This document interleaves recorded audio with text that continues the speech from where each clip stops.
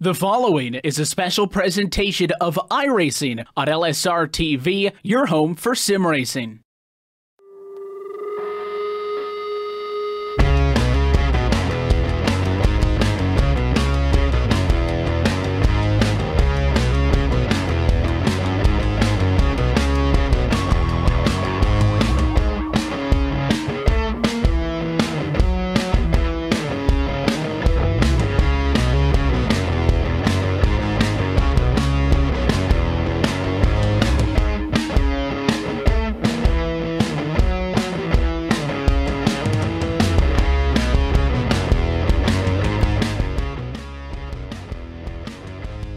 Good evening, ladies and gentlemen, and welcome back to Superspeedway Cup Series here on LSRTV. Yeah, your eyes do not deceive you. We're here at Talladega Superspeedway down here in Alabama. We've left Daytona for the first time in what feels like weeks. Rachel Whiteford and Gabriel Wood joining you tonight as always. Round number 2 of the regular series now kicking off. We leave Daytona in the rearview mirror and we're here in Alabama to compete in our first non-Daytona event. So this is going to be a great one, of course. Qualifying will be underway in just a moment's time. But as things stand, Gabriel, last week was busy. We had some issues, but this race, now we're down to business as usual. Yeah, Rachel, it's finally good to get speed weeks behind us. It seems like a couple straight weeks of Daytona, but now, as you said, it's in the rearview mirror. We're here at Talladega Superspeedway, Talladega, Alabama, 2.66 mile Superspeedway. The interesting part about the Superspeedway series is in a couple of weeks we'll be right back in Daytona, so they can see it through the rearview mirror and out the front windshield. It's slowly getting closer. So these guys are going to have a lot of time between, or they had a lot of time to practice their Superspeedway skills, as they do, you know, at this series all the time. They walked away from Daytona, not exactly a great race for them, but Daytona race number 1 went to the 21 machine at Glenn Hendrick. So he's going to look to capitalize on that momentum. He comes out of that race number 1 with the points lead, and he's going to look to try and keep it. But you got to remember, this is Talladega, and anything can happen. Anything can, and anything typically will happen here at Talladega in the high banks of this fantastic track. But let's not forget, of course, Glenn Hendrick locked into the playoffs now. 1 week in, he's done. He can chill. Of course, he has to maintain his points, of course, but he can afford to experiment and have some fun this season. He's not having to worry down to the final moment whether he can make it in or not. He's got a pretty good season ahead of him. He's at least locked into that first stage of those playoffs. Glenn Hendrick with the, he's actually doesn't walk out of Daytona with the points lead. It's actually Mark Jorgensen Jr. He's 50 points. He capitalized on all the playoff points early in the race. Or, yeah, in the halfway point of the race. Then you got Andrew Berger, 7 points back. Then it's Glenn Hendrick. This is how much the Super Speedway and the playoff system goes into this, Rachel, because Glenn Hendrick, he comes away, he's 33rd, or he's 7th in points with 33 points, so he's got a lot of work to do, but not a lot, you know, to kind of just stay up there, because as you said, he's locked into the chase. They're out here on track qualifying right now. Joseph Youngkins, he's qualified right now with a 49.777. Corey Smith right behind, 1/1000th of a second in the 10 machine. Corey Smith is at a 49.778. These are practice times still. We're still seeing those times for the end here of the practice session. Oh, that'll be over in 2 minutes. And then we'll be out on track to qualify. So we're on track early here today with Superspeedway Cup. We're getting a bit of pre-race shenanigans in here. Getting to talk about things ahead. And of course, it's been a while now we've had this new build. The guys keep talking about it, and I think they'll keep talking about the new build until the next new build comes along, Gabe. But it's one of those situations where people try and use the build as an excuse at times. Yes, there are differences, but you adapt pretty quickly. With the amount of speedway racing these guys do, not something you don't adapt to very quickly. This build has been around for now 5 or 6 weeks of racing, 7 weeks, so they've got a lot of experience. Yeah, and as soon as you get comfortable with the build and with the draft packages these guys really have, especially after 4 straight weeks of racing at Daytona, because all they did was practice in anticipation for the Superspeedway 500. Now, we're approaching the March build, and there could be a completely new draft model that comes out for iRacing. And if that happens, you have to throw away everything you know and start from scratch. That's one of the interesting things about this series, because, you know, with a regular NASCAR Cup Series schedule, you get 4 Superspeedway races, 1 at Daytona in the beginning of the year, Talladega, then Daytona in July, and then you go back to Talladega in the late fall. But here, throughout the entire schedule, that is all of these guys will run. They run Daytona, Talladega, and they go back in time every once in a while to Daytona 2007. So they have to learn the draft package, but they also have to be ready to not get comfortable and to adapt to what they can learn. Absolutely. And adaptation is exactly what these guys are good at. And, well, we'll have to see if things do change for this season. Of course, it's a fantastic season to be racing, and these guys do it very, very well. You know, people often lambast some of the wrecks we see in this series, but to be fair, considering how hard these guys race each other, they do an incredible job. They really did, and they've actually really rectified what was going on during the Superspeedway 500. They let a lot of guys who maybe didn't have the experience to run with the top guys to into that race, and they let them qualify. But now, you know, we've got the regular series guys, the guys that are going to fight for the championship all year, and as now finally we're going to get some qualifying laps here. So they're going to get back onto the speedway. 5 minutes. They have one lap, Rachel, so there's no winding it up on the top side trying to get a good lap on lap number 2. You have to get off a pit road great to get as much speed by the time you get to the start-finish line. Right now we're watching the 88 machine of Jorgensen Jr. as he works his way around the speedway. The number 88 Budweiser machine is to the top side, trying to get as much speed as he can, Rachel. But when he comes to the start-finish line, that's all he's got. Certainly is, of course. Don't forget, this is the Sunwest Construction Superspeedway Cup Series. And Sunwest Construction, the new title sponsor, was founded in 1986 and has grown into the premier construction and development company on the west coast of Florida.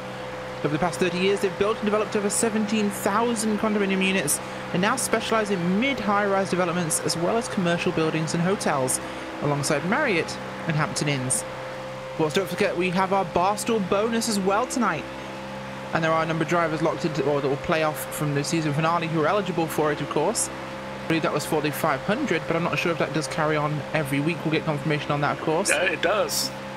The bonus, it says here in the rules that the bonus will increase each week by $10 if none of the eligible 5 drivers win.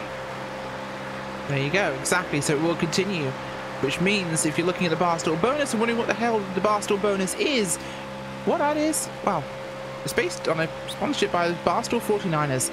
49ers is the official campus Barstool affiliate of the University of North Carolina at Charlotte, and they look to provide real and accessible reports and insights into what the UNCC student is all about, and they give followers a unique look into campus life, sports and news on campus that's not offered anywhere else.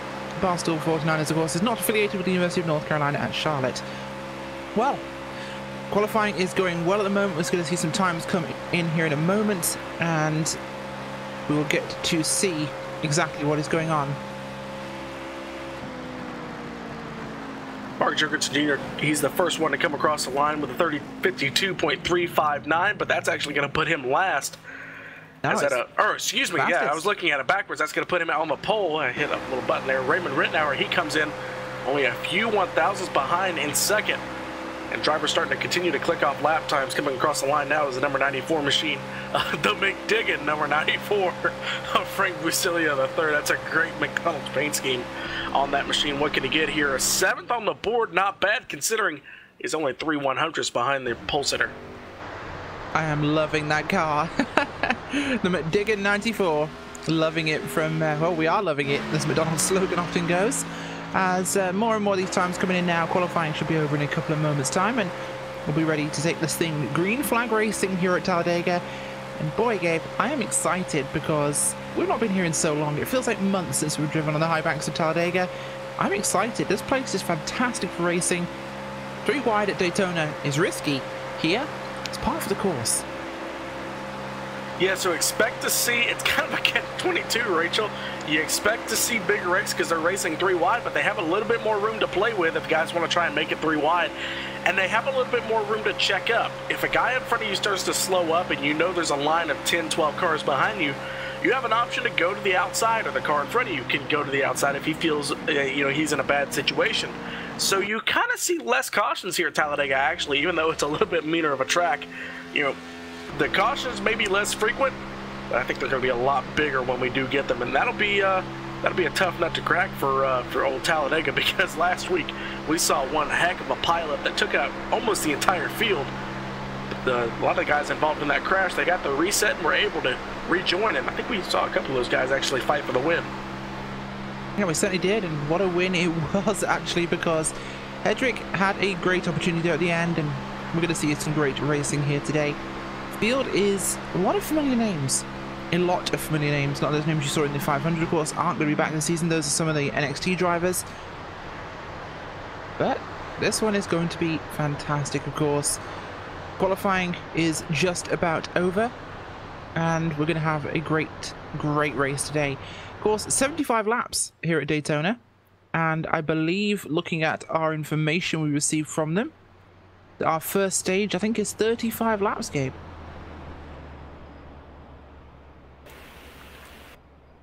That'll be what you'll have to go off of. But Rodney Wofford, he comes out on a pole. He just took the 40. fastest Sorry, lap time. we've just been told 40.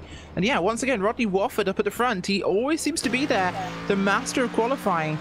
And wow, once again, that number 3 machine on the front row.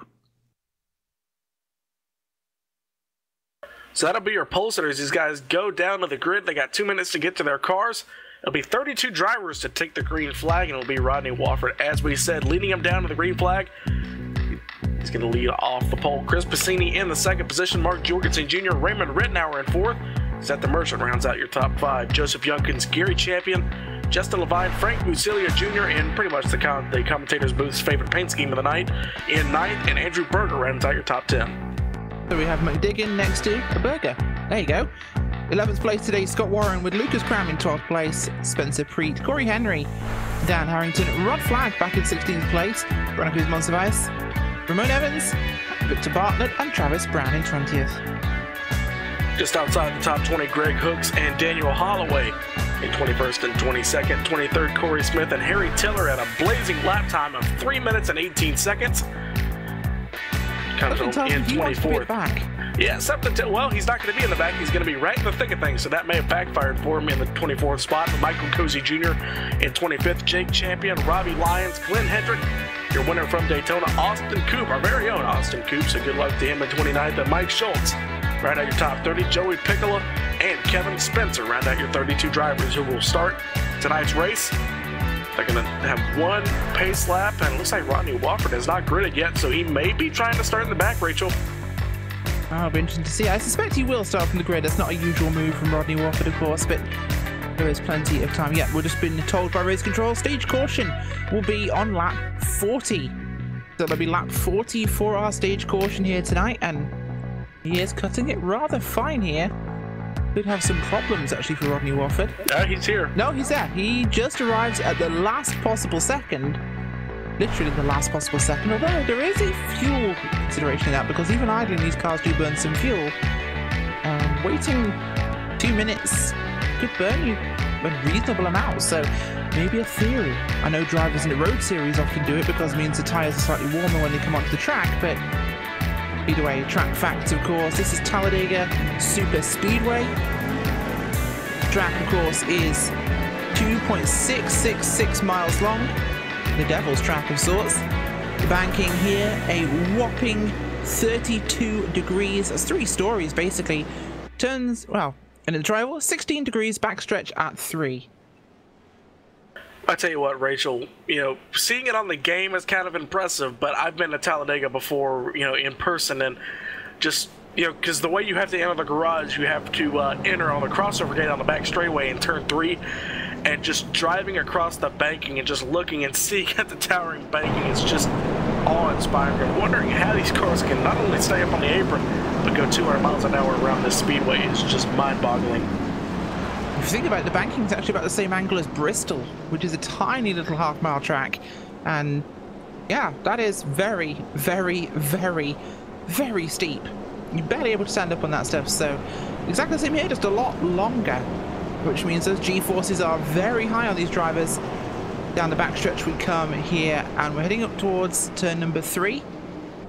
Ready to kick this thing off for the evening, and 75 laps of racing will begin. The regular season is upon us, folks. This is it. This is not Daytona. This is not the special 500. This is not the Speed Weeks. This is business as usual for these guys. They're suited and booted. They're ready to rock. We are up here in the booth, of course, and we will have a fantastic evening ahead of us. Pace car leads the field now through turns 3 and 4. before it makes that long left-hand turn down pit road, leaving the field with the command of Rodney Wofford and Chris Bassini up there on his outside.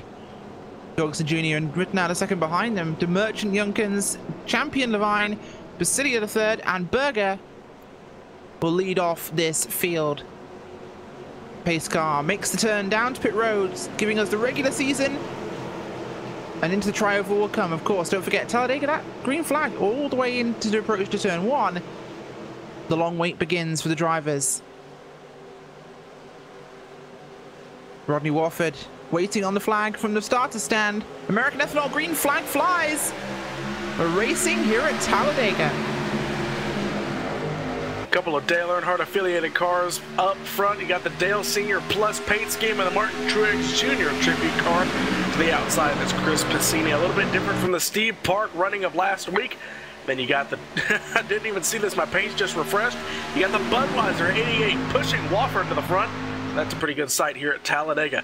Now that 3 machine, it was driven by somebody different, but it's no stranger to coming from the back to the front here at Talladega. And I expect if Rodney Wofford does find himself in that position, it'll be a pretty easy job for that number 3 machine to get to the front. And Rachel, you talked about it there as we came off of turn number 4. They get down to the tri-oval, it's, what is it, about 700 feet difference from the tri-oval, the middle of the tri-oval, to where the start-finish line is. Many a race has been decided in that space. And I think we're going to see an exact performance of that here tonight. It's complete lap number 1. Rodney Wofford is going to take lap number 1 here at Talladega with Mark Jorgensen Jr. and Seth the Merchant in tow. Many a season and a race have been made in that tri-oval, and many a heart has been broken in that tri-oval. And right now, onto the backstretch here, lap number 2 of 75, and the inside, as predictably as always, has had a great start here. Bassini and Rittenhouse have not had the opportunity to really push this forwards. 81 of Junkins as well on the high side with them, so is the 4 of Justin Levine. But they haven't quite got the sticking power to get themselves moving against a whole pack of cars on that low side. Not necessarily pushing, but so many of them lined up together. Just so easy to go fast, of course, Gabe.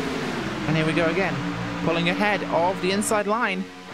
Bassini looks for the side draft, can't find any friends. These guys will be looking for a hole pretty soon. Cars in the outside, Chris Bassini as the 24 machine of Andrew Berger jumps to the top right in front of, looks like the 4 machine of Justin Levine, but Raymond Rittenauer, Chris Bassini, now Joseph Junkins, Andrew Berger, and the 4 machine of Justin Levine with a couple of the drivers. I believe that's Rod Flagg, your pole sitter from Daytona. He's now moved to the top side with, looks like, the number 83 machine of Ramon Evans in tow. Couple more drivers to the top. This may be what that top line, especially Chris Bassini, wanted to see, as he's now moved to the outside lane. He's side by side, but looks like the 94 machine, the McDigan number 94, he's got a gap to the bottom. Will he take it? Looks like he will, so that'll leave the top side train to the engineer of the 87 machine of Raymond Rittenauer as they come out of turn number 4 onto the tri-oval to complete lap number 3. Same driver, the number 3 machine, Rodney Wofford, is leading at the line. He absolutely is, and Wofford, from the start of this race to lap number 4, he leads the way. Field is pretty stretched out tonight, all the way back. The number 16 of Mike Schultz, all the way at the rear in 32nd place. A bit further forwards. And, well, single file to the back of this field as we get up towards where the number 7 of Greg Hooks is. So we get 2 wide. That leads us up to about Bassini back in 5th place. And he found a hole on the bottom. He's going to run down there, but he pulls back up again. Top's forming up now, Gabe. Of course, they could make a run with this. Yeah, look at the gap between the 18 machine and the 94 on the bottom. I think Bassini wanted to grab a little bit of draft from those lead drivers, and he's starting to try and just work that air and pull that top side along as they're getting a little bit close together. Now, this is the problem we had at Daytona, Rachel. Guys bumping whenever they didn't need to. They had cars in front of them, and a smart decision from the 87 of Raymond Rittenauer. He knew if he tried to pull down, that he would probably get a bump from the 81 machine behind him, so he saves himself and possibly the rest of the field. And he pulls out a line. He's going to fall to the back of this little draft here, and that's going to put the 81 machine of Joseph Junkins right behind, who I said earlier was fastest in practice. He's going to put him behind Chris Bassini as they try and fight for the 5th spot. Try indeed they do, and as they push now onto lap number 6, it's just breaking up again on the outside. They had an opportunity. There's a lot of cars up there, but they've fallen apart again. And too early to make things work, and of course, being the first race at Talladega on a regular season, We're going to expect a little harder racing in his first stage. Whilst guys going to feel out how this is going to work now, how temperaments have eased over the holidays, and how they're handling the conditions on track. But it all depends on just when they decide to push. Outside forming up one again. Good line starting up there with Piscini at the head, along with Basilia the third, Andrew Berger, Corey Henry, Levine, Flag. It's definitely heating up. Piscini starting to side drive the 94 machine on the top side. 94 pushes up a little bit, but everybody holding pretty tidy lines. As I think I saw Corey Henry on the 12 machine, he jumps to the top side, so he's going to pull in right behind Andrew Berger between he and looks like the 4 machine of Levine. As now the 1 machine of Chris Piscini, he's moved to the top side. Bottom side has moved, lost a little bit of momentum here, Rachel. So now he's side by side for 4th with the 18 machine of Gary Champion. Looks like now 8 cars, 7 now, but Travis Brown, he's kind of riding in the middle of the both of them, so he can't decide which lane he wants to go with. He's got a little bit of an option there, but with 7 cars to 8 cars on the outside lane, now they're starting to gain a little bit of momentum as the bottom side starts to check up. They do indeed, and the bottom side has lost momentum. Piscini and the car there of Basilia, not Basilia, sorry, it's the 87 even, I should say. Behind him, actually, no, that isn't the 87. We don't have 87 up here. That is the 81. Yeah, that is actually Junkins. So I was thinking that was the 87 have written out a second all this time as Henry gets a little squirrely there behind Berger. Inside, it's not really pushing. They're not really hooked up here. The outside's having to work harder just to get momentum. And look at how far they go. You're just right, Gabe. The big run there helping these guys along. And the draw even through turn 2. This is critical. If you're even coming out the corner, the run the outside or get down the backstretch is often good enough to clear the leader. Will we see a new leader this time by? It's a good shove there for Piscini. And he pulls down, he drops the 81, takes the lead. But it is a teammate behind him, so team strategy even this early. Piscini used the push from the 81 machine of Junkins to get to the lead down the Alabama gang super stretch. Now Piscini up front, Wofford in second, and as soon as Piscini dropped down, the momentum kind of died for the outside lane. It looks like we had a couple of guys drop down, but now Corey Henry in the 12 machine as they come to the line. Piscini's going to lead his first lap of the night here on lap number 8. 12 machine of Corey Henry, he jumped back to the top side, so he's going to try and make something happen again as Wofford jumps to the outside now as they come into turn number 2. Past the Sunoco side, they're going to be dead even. Big gap back to the 88 machine for the 1 machine. It's pretty much a carbon copy replay of how the 1 machine got the lead, Rachel, as they come down the back straightaway. Big bump from the 24 machine to the 81. 81 machine, he's going to stay to the top side. Wofford jumps to the inside. He's going to retake the lead, but I think the 81 machine of Junkins, he has a little bit of something to say about that. I think he does indeed, of course, as the 4 Levine got very sideways a little bit a minute ago in turn number 3. The car wobbling on entry, but he gets it collected up and we're running smooth again here. 18 of Gary Champion moving up on the low side. Got the Merchant in front of him, always one to watch there in your field, as they're trying to look for some speed, but it's just not quite as good this time by. Could Junkins get to the head of this one? Junkins has showed some great speed in the last couple of races, of course, and could be one to keep an eye on this season. Here comes the 81 machine, big push yet again. This is, I think we're seeing the trend for this is the 24 machine of Berger. He gives a big push to the 81 machine of Junkins as they go down the back straightaway.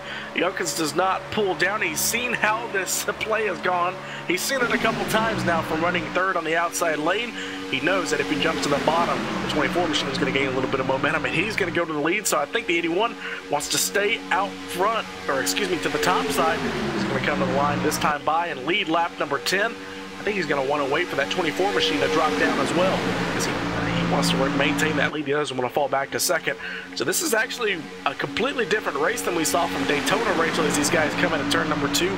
Still dead even down the Alabama gang super stretch yet again. It's, you know, we saw at Daytona the outside lane could barely even get anything started. Now we come here to Talladega and the outside lane has really been the strongest lane. Talladega, of course, has very different racing dynamics to Daytona. And, well, the track made a little bit wider. You've got a bit more room, and the air has more room, of course, which gives these guys a bit more to play with. So there's more racing opportunity. But the track just really invites it a little bit longer as well. The speed build-up is a little better for the outside lane. So they can almost compete just as well. But look at the inside here. It's so fractured compared to the top side. big gaps between these guys as they aren't really pushing, but, well, those gaps have to be inviting to cars on the top. Guys who perhaps are debating whether being up this high this soon is worth it yet.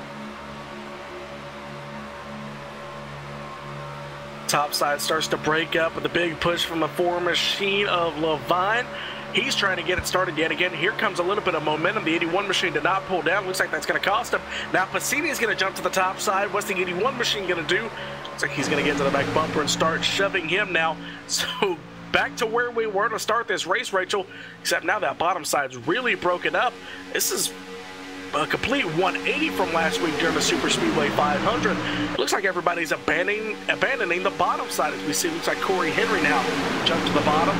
That's going to help him a little bit, but I think Passini's going to have a good run coming off of turn number 2. 81 machine trying to get back up front. He lost a little bit of momentum, Rachel, but I think he's now got it back. For that outside lane to work, I think it needs a constant new driver to get up front. One driver who's been in the lead draft to jump to the top side and keep that momentum going, because if they stall out, they start to slowly slide back toward the rear of the field. But if they keep it going and keep opening up gaps there on the bottom, I think they can really capitalize. Absolutely can, and well, they have to keep working though, because it takes so much more effort to keep that outside moving. Right now, they're just not. There's no need to, of course, as field comes on to lap 14 here. And this is looking green, very green so far. Not really seeing many moments that might worry us, of course, Gabriel. So these guys are keeping this one in check, but it's surprisingly efficient today. These guys are behaving themselves. Yeah, and the guys who are really not liking that are guys back in the pack. Austin Coop and Brandon Cruz Montsevice, along with a couple other guys. Looks like Kevin Spencer, Joey Piccolella, and it looks like Robbie Lyons. No, Robbie Lyons is in a different pack, but the 22, 96, 16, 53, 54, and it looks like Daniel Holloway has now dropped off these guys. They dropped back anticipating a big wreck, and you know, I would anticipate it too after last week at Daytona, but here they've run clean and green for 14, now 15 laps. They're just 5 cars against an entire pack, and they're 8 seconds now and losing. So if they don't get something started here or have a caution, they're going to be a lap down and not too long a gap. That could be a big problem for them, of course, because with this thing staying green, a green flag pit stop cycle puts them very close to being possibly lapped in as Passini goes straight to the lead there. Using the same draft off the 81 again, Junkins being the engine for Passini's freight train, but wow, Passini taking advantage every time. There's only so many times Junkins will push him after he drops him each time as the outside starts to fall back. The 76 up there of Scott Warren, Rod Flagg, Berger, and Junkins. Really the only cars up on that high side. A little bit further back with the 42 of Bartlett and Basilia the third, along with the 7 of Greg Hooks. You are right, that group towards the rear though. Well, they're going to move up here, and they are going to catch the cars here at 10 and 15. Those being Corey Smith and Robbie Lyons. So Piccolella leading that group with the 22 machine with Spencer, Schultz, Coop, Montsevice, and Holloway. Well, not Holloway, he's dropped off the back actually, but this group of 5. They'll catch that group of 2, and then suddenly they have 7. And they're actually eating up the time. We're looking at the numbers actually. It's gone down to 7.5 seconds now, so if they get this 7 together, they will catch the main pack if they need to. There's enough of them there that they have actually got the speed. Big move up front, Jorgensen Jr. This is going to be the first time he's made a move to the top side. Rachel, the outside lane, the 81 machine. 81 machine, he got a good run. Joseph Junkins to the 81. He got a good jump to the outside along with the 12 of Corey Henry. The 88 machine saw the opportunity, jumped to the top side, and wanted the momentum to carry him. But I think it's finally died out there, so he's going to be side by side for second. And now Passini, he can choose what lane he wants to block. And now the 3 machine, he's closed up that hole. He's going to have to look for a big bump to regain the lead. But I think he just lost it, so move the 3 machine to the bottom side of the racetrack, leading that inside charge. Now we got some good racing. And just like that, we thought the outside lane was dying out, Rachel. And here they go again, right back to what they were doing earlier. So I'm really excited, actually. You know, I was going into this thinking we'd have the same kind of racing that we did in Daytona, not the crashes, but, you know, the single file racing where the outside lane couldn't get anything done. These guys, they have just been attacking that outside lane and getting it done. Talk about problems as this goes very wrong here. Caution does not fly. Everyone, I think, saves themselves. The 57 gets spun. He holds it. Oh, he's coming back on the track. And there goes the yellow flag. We jinxed it at the last moment. We're going to go back and get a replay of what just happened for you there, because that was a bit of a sloppy mistake. And it started just as we came out of the tri-oval and the run towards the start-finish line here on 17. And watching this back on replay, you're about to see the 81 Junkers comes down, taps the 57 in the back end, sets him sideways. 57 holds on somehow, gets himself together. The 12 gets some net codes to go sideways. 57 goes down. Both of them get loose again. 12 gets drifty sideways there, going into one. That doesn't bring a caution, holds it. It's the merchant. Everyone's clear. The merchant, yeah, comes down onto the apron here, and he drifts along. And it's just, as he counter steers, I mean, if that would have been me, I'd have had my feet on both pedals. Oh, but it's contact. He was trying to save it. But the 76 of Warren slaps the back end of his car, gets him sideways, he tries to hold on. Round he comes up the track. And whilst it wasn't really, there was no real impact, at that point he was now backwards on the racetrack and race control threw our caution flag. So what was essentially a very minor incident there, a series of major wobbles and ballet from drivers doing an incredible job to hold on to their race cars. And I have to say, an incredible job holding those things as straight as they did there, Gabe. But the merchant, the back of his car is damaged, but if I was him, I'd come down pit road and I'd get that repaired in the 2 minutes or so you have a lap at a super speedway to do repairs. I wouldn't use a fast repair. The front of his car is pristine, the sides are pristine, the roof is pristine, the back panel's basically useless. And you can't really, I'm looking back at this wreck, you can't place blame on the 76 of Scott Warren for technically causing what would end up being the caution. Yeah, you know, he went to the apron because he thought guys were going to slide up. Then he saw the 57 start sliding. At that point, all you can do is hit the gas and hope that the guys wreck behind you and try and get by it. And unfortunately, DeMerchant did a great job of sliding that car, you know, turning right to go left, doing a little bit of dirt tracking in turn 2, and Warren ended up hitting the back of him. So Warren actually doesn't have a lot of damage. And I pretty much can guarantee you it's a lot worse than what we're seeing on the sim, because he hit him like a ton of bricks. But you know, throughout all that, Wofford was actually in the lead. So the lead between he and Chris Piscini did swap, and looks like actually the 88 machine of Jorgensen Jr., he's going to beat him off pit road. Certainly is. And well, we've had our busy moments. It looks like, yeah, he's doing some repairs there in the pit box of the 57 car.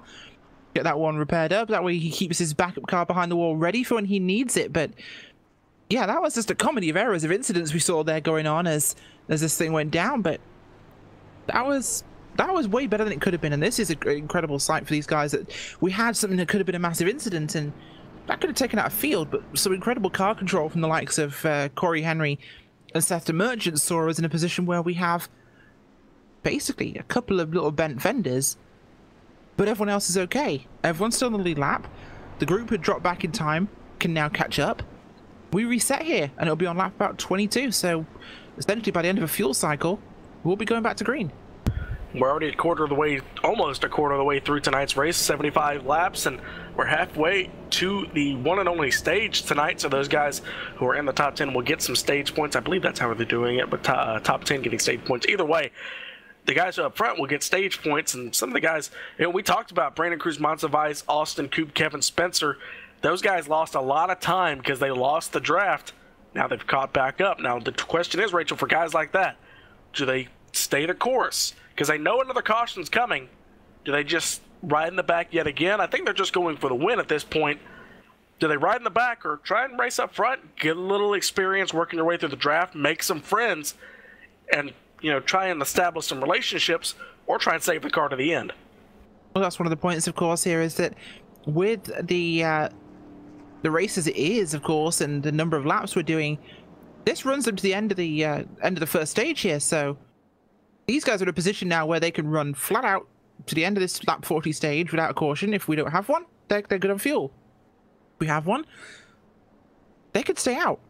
We've got a couple of guys coming down for fuel now, as I think everybody else already has been, but I think, actually, no, some of these guys, I think, no, they came in last time by, never mind. But these guys are now good to the end of the stage, so we come in at the next stage lap where we know we have it to come into pit road, and then we're good to go, and we have one more stop at the end. So this race is suddenly looking a lot more formulaic. Jorgensen Jr. comes to pit road one more time. He's going to come take a little bit of extra fuel. And that's going to put Wofford back to the lead. Chris Passini back up to second. So pretty much a running order at the caution flag. Spencer Preet, one of your dual winners from Daytona, so he knows how to get it done on the super speedways. Just hasn't cracked it so far this year in an official points event. But he's looking to try and capitalize on a good starting position and a good race up front. He started 13th, so he's had to work his way up to 4th.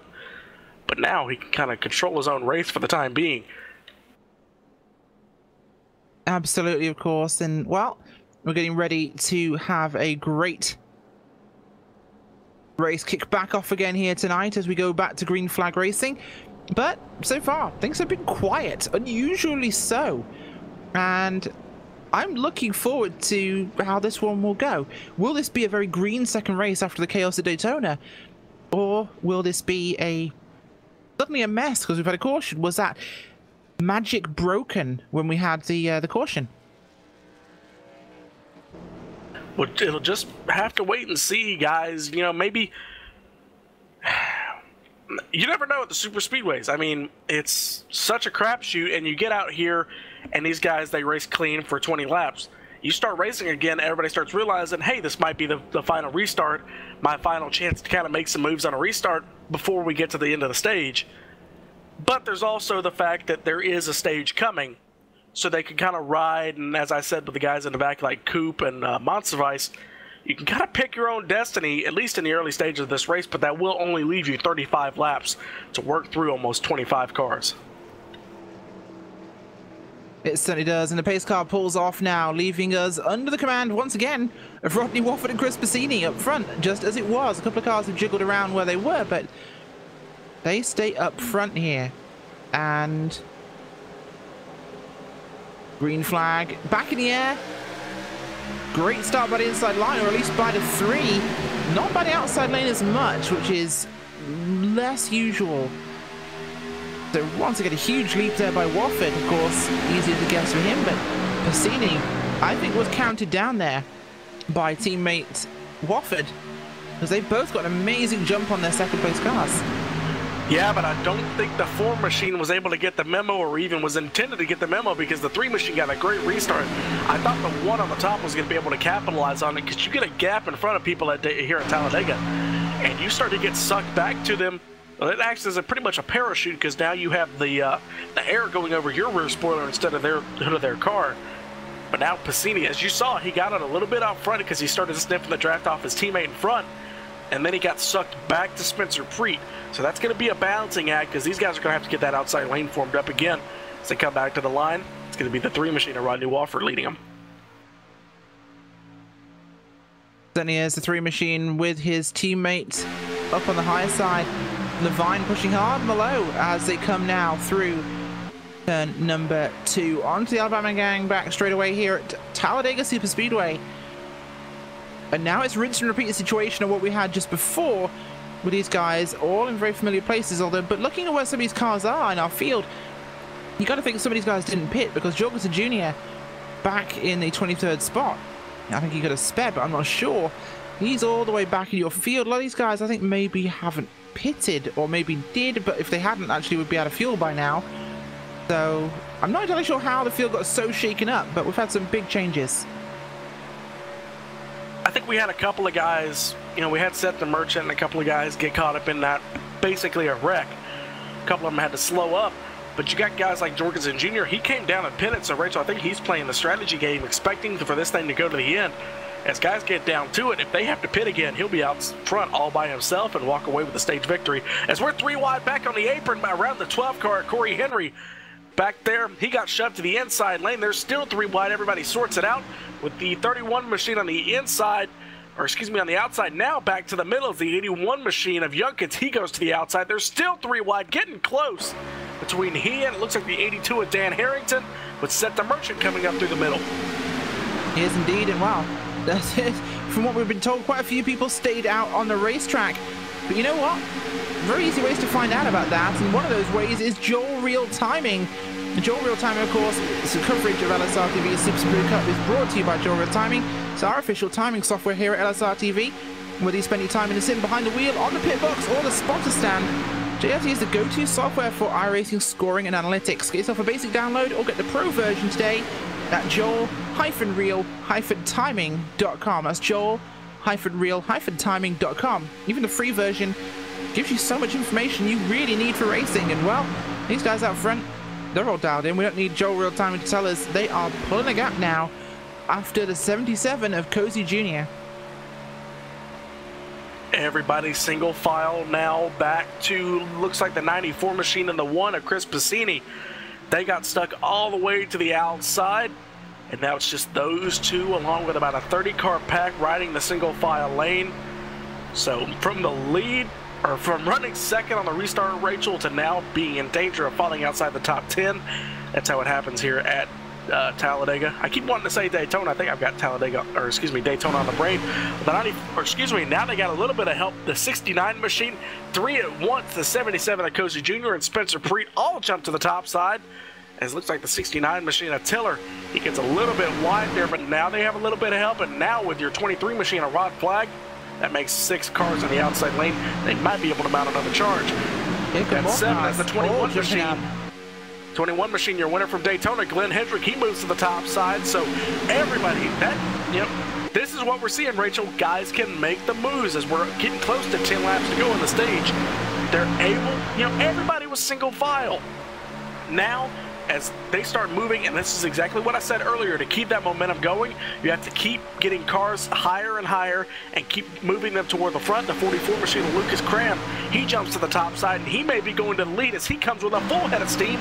They're going to be side by side for the lead going into 3. Certainly are. A huge head of steam there for Lucas Cram. Gets him up alongside the 3 in Hendrick, and can the 37 of Spencer Preet give any more to this engine? He needs some more power. Waiting for Cozy, waiting for Brasilia and Piscini. 6 good cars there on the outside as they're joined by Travis Brown as well. Rod Flag and Jogster Jr. making his way up towards the front again. And well, now with about 12 to go, we are really up in a position where we get a fantastic race for the stage win, of course. And those stage race wins, they mean prizes.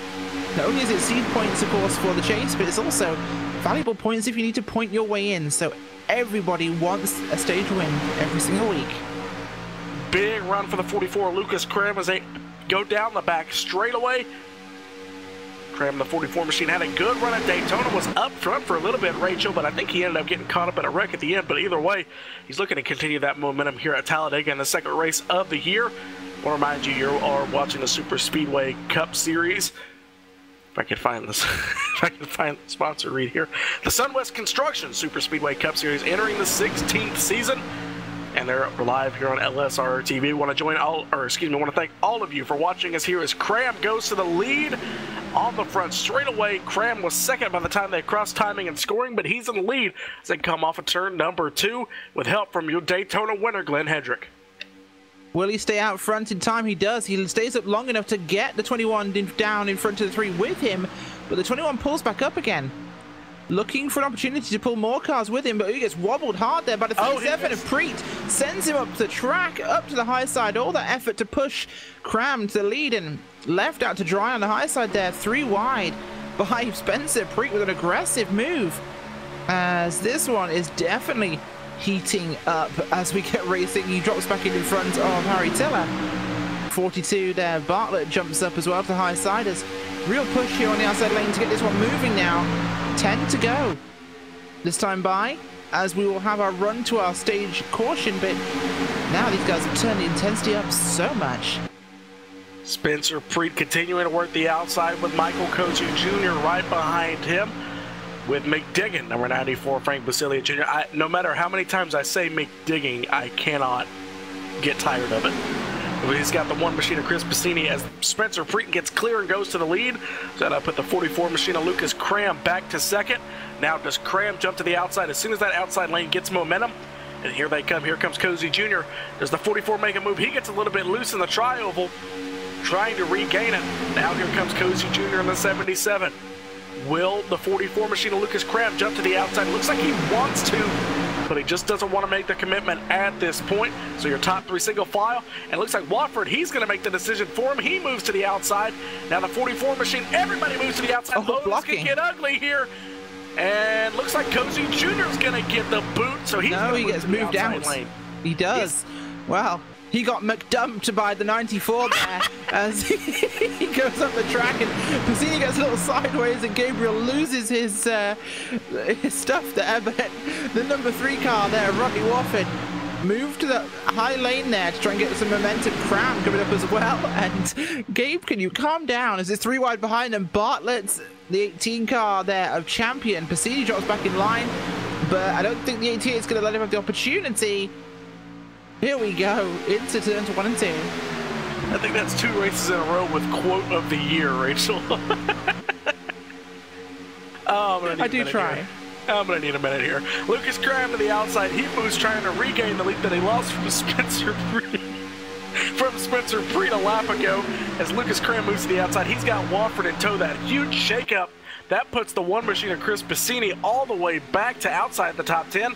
As looks like the 44 machine, looks like everybody's starting to lose a little bit of connection. As the 37, he has some connection issues. That's going to make everybody spread out behind him. That's going to put your top 2 single file. Certainly is. You're having fun, aren't you, Gabe, tonight? We keep ourselves moving here. Look at this. We go 3 wide for the lead here. Cram to the outside of Levine on Preet. 3 wide for your lead. Will we get a 3rd lane forming? 21 looks to go up maybe, but no, they're going to leave him there. That means one guy out of the line you don't have to compete with. As the 3 looks to go up, and yeah, nearly 4 wide. We're trying. These guys are about to want to make this exciting here at Talladega as 44 goes backwards. Nobody to help him. In the sucker hole he goes. Field will go streaming past as getting pushed to the outside is definitely one of the problems here at Dega.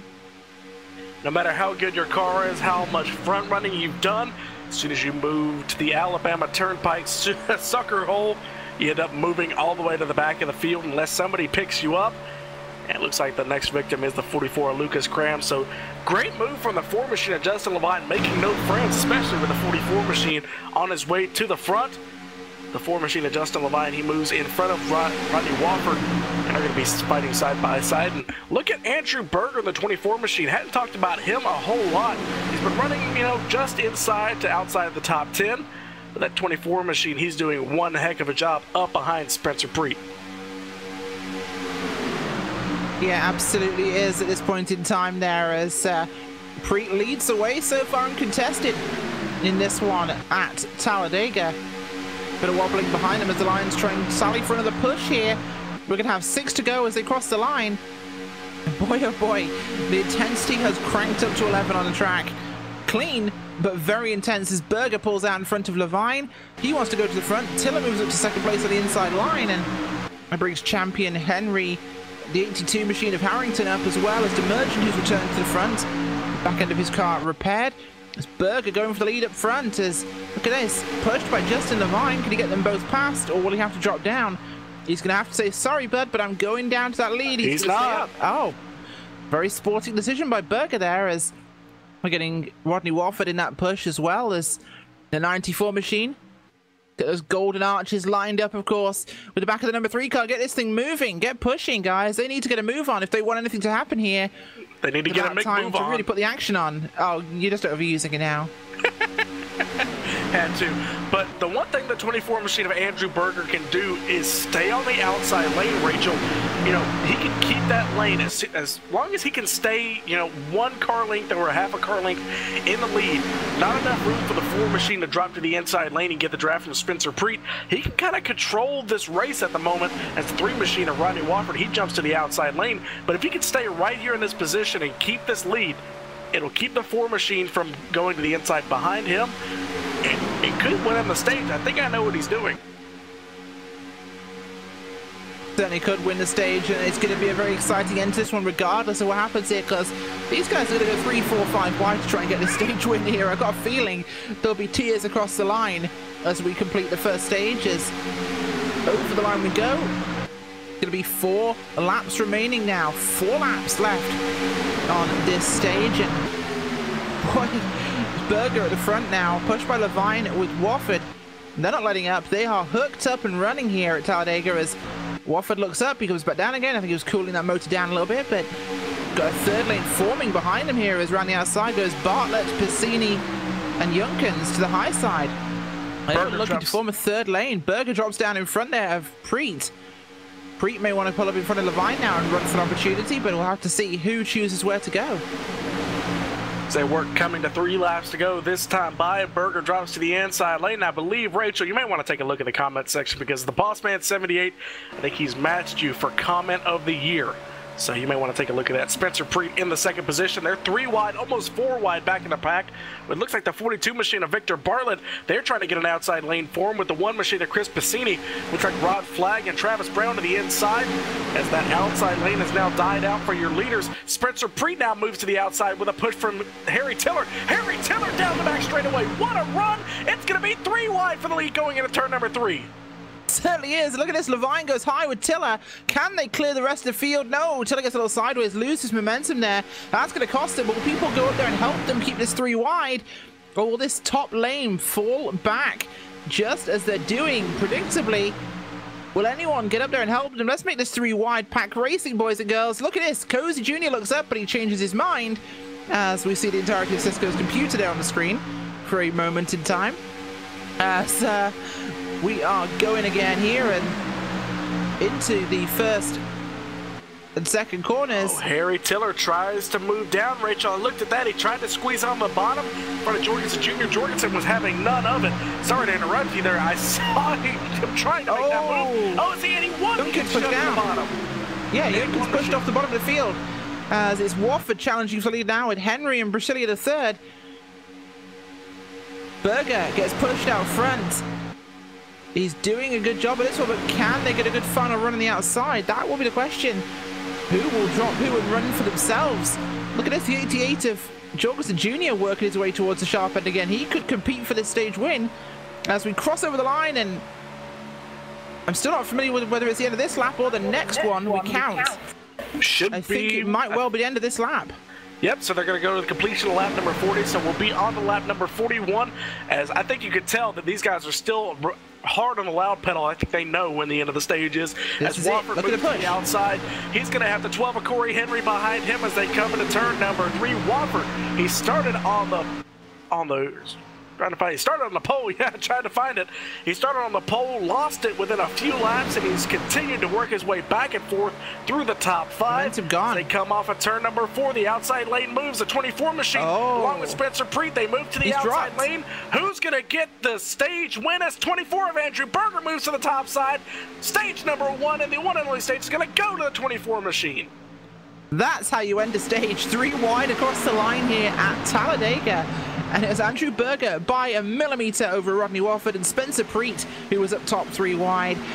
That is how you run a stage. That is how you make a pass for a victory. And I think we might want to see a replay of that at the end of the night, because that is one heck of a way to pass the guy. I think we had 3 changes for the lead there in the final few laps. Oh, it certainly was. And as we regain our breath and our composure here under caution at the end of that stage win, of course, going to Andrew Berger, what we will go and show you now, of course, is, well, as we cross the halfway point to start this race, let's take a look at our iRacing midway race break, brought to you by iRacing, the leading online racing simulation developed from the beginning as a centralized racing and competition service. iRacing organizes, hosts, and officiates races on virtual tracks all around the world. In the fast-paced world of esports, iRacing is a one-stop shop for online racing, with officially sanctioned racing from NASCAR, IndyCar, IMSA, World of Outlaws, Global Rallycross, and more. Well, as time of caution, it's Andrew Berger, Rodney Wofford, Spencer Preet, Gary Champion, Corey Henry, Dan Harrington, Frank Brasilia III, Seth the Merchant, Mark Jorgensen Jr., Jake Champion, Rod Flagg, Justin Levine, Austin Coop, Michael Cozy Jr., Ramon Evans, Victor Bartlett, Chris Bassini, Kevin Spencer, Scott Warren, Lucas Cram, Greg Hooks, Glenn Hedrick, Ruben II, Daniel Holloway, Travis Brown, Harry Tiller, Brandon Cruz Once of Ice, Joey Piccolella, Robbie Lyons, Corey Smith, Joseph Junkins, and Mike Schultz. This has been a look at your iRacing midway race break. For more information on the wide variety of sim racing possibilities online, visit iRacing.com to sign up today. Thanks to our friends at Red Bull Global Rallycross, you can now visit iRacing.com/membership and use the code PR-GRC for an opportunity to start your career on an iRacing subscription of 3 months for only $5. That is promo code PR-GRC for new members only. And back to your regularly scheduled programming as I tried to rush to get through our grid before they all entered pit road, Gabe, and jumbled up like a magic bean can. Magic bean can. All right, I'll take your word for it. Travis Brown, Robbie Lyons, Joey Piccolella, and Harry Taylor is to be your Piccolella. Starting to look to be your top 4, with Montevice in 5th. But Travis Brown, looking back through here, I think we're gonna have to wait for some updated timing and scoring. But Harry Taylor behind. Looking back through here, see who took 4 tires, who took none. That's gonna really jumble up this running order. Your stage winner, Andrew Berger, he's currently, I think, 9th or a little bit lower than that. Looking that way at the moment, of course, and this one has been a very interesting first stage. We've had a combination of very fast, clean, fair racing in this one, and a lot of pressure. I'm really impressed with how this has gone so far. We've got 40 laps with 1 caution, which was a minor one. And, well, we are going to step away, folks, for a short period of time. We'll be right back, so do not step away. You don't want to miss a moment of the action.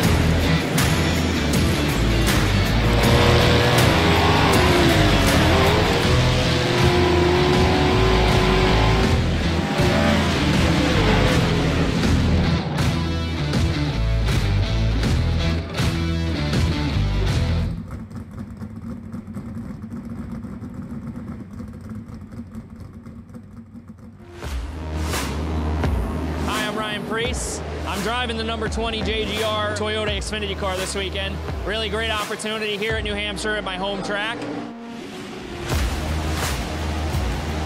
Over the past 2 weeks, I've been on iRacing, practicing a little bit here and there with the modified and the NASCAR Xfinity car, so it's been a lot of fun. It's been a great tool for me to kind of get used to that stock car body again and be prepared for the race today.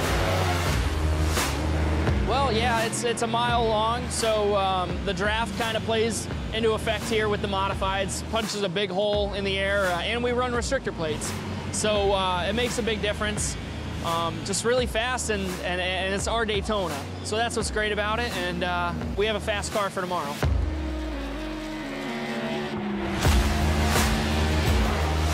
I think the biggest thing is they're heavier cars. The tire's a lot different, and the way you go about setting them up is a lot different. They use all 4 tires more than a modified, where we typically drive off the right rear, you know, so. Well, actually, it's funny. I raced NASCAR race in 2003 before iRacing came about.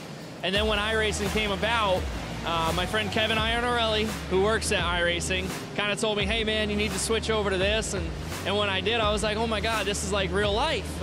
So I started using it as a tool of mine to really prepare for modified races, whether it was Stafford or Thompson or Loudon, Bristol. And then obviously the Xfinity Series last year, going to road courses, trying to get laps, and use it as a tool that can get me as prepared as I could be without actually doing it. So it's been great.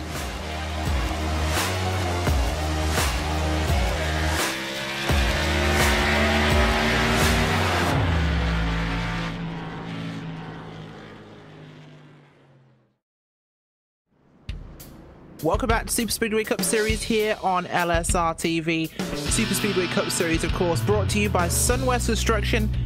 Sunwest Construction, founded in 1986, and has grown into the premier construction development company for the west coast of Florida.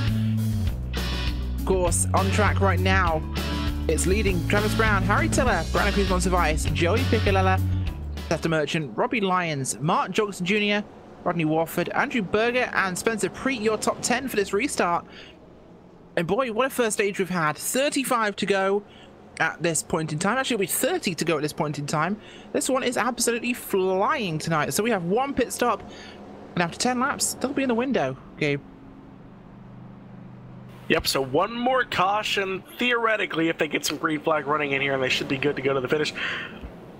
Updated running order: Travis Brown, Harry Tiller, Brandon Cruz Monsiváis in 3rd, Joey Piccolella, Seth Merchant round out your top 5. Robbie Lyons from running in the back now to 6th. Uses a little bit of pit strategy. He gets back up to 6th. Now Mark Jorgensen Jr. in 7th, Rodney Walford in 8th, and Andrew Berger, your stage 1 and only stage of the night winner, in 9th, and Spencer Preet in 10th. Gary Champion, Corey Henry, Dan Harrington, Frank Bucelia Jr., and Jake Champion round out your top 15 as they come off of turn number 4. Rachel, lights are on the top of the iRacing.com Ford Mustang pace car to be Brown and Tiller on the front row, and those guys worked really well together to almost get the stage victory, but they ended up getting shoved out 3 wide. So expect to see some more of the same moves to get them up front here. Yeah, absolutely, and well, we'll have to see what the intensity is like for this half. I think these guys might want to take a break after that end of the stage, as we're going to go back to green this time by. But we had a very intense run at the end of this one, and well, I'm certainly looking forward to seeing what we have in his final 30 laps. It's Travis Brown and Harry Tiller on the front row, and we're going to form up for that restart. Brandon Cruz Monsiváis worked his way all the way up here, of course, and looking at who starts at the front, it's 20th, 24th, and 17th and 31st place, your top 4 drivers. Strategy working for these guys tonight, as green flag will fly. And that was a bit of a weird restart, as the front 3 didn't really go. The guys behind them catching him quite quickly here.